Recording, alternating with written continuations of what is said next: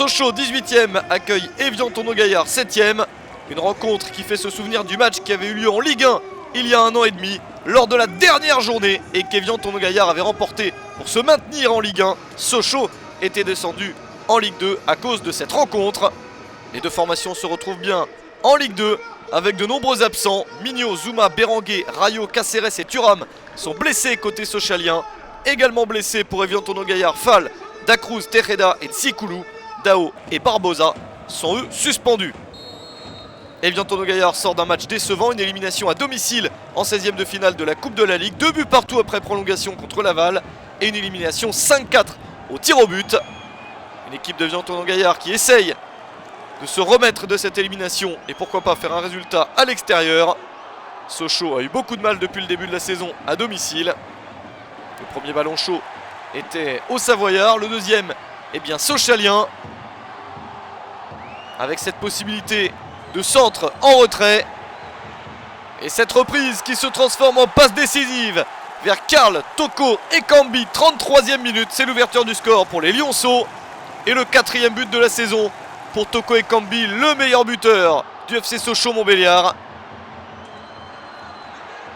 Ça fait bien 1-0 au grand plaisir du Stade Bonal. Sochaux n'a remporté qu'un seul match à domicile cette saison. C'est la seule victoire de la saison. Il faut confirmer car cette victoire est assez récente.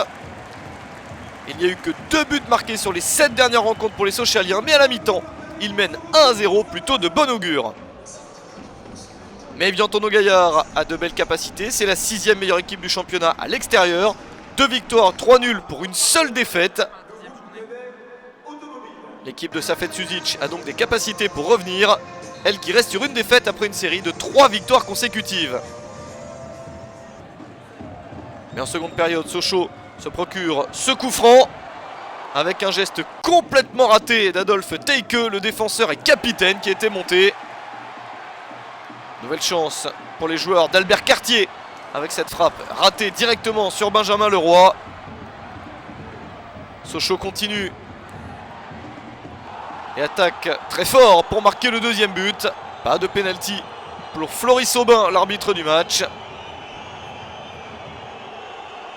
Il va même sortir un carton jaune contre Thomas Robinet.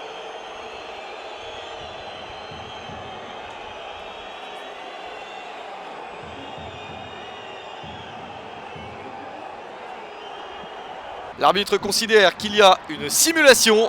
C'est vrai que le contact ne semblait pas énorme.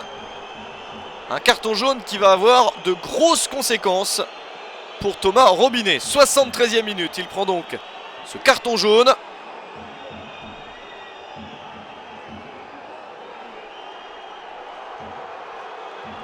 Et le jeu peut reprendre avec Robinet pour ce tacle. L'arbitre laisse l'avantage aux joueurs d'Évian Tournon-Gaillard.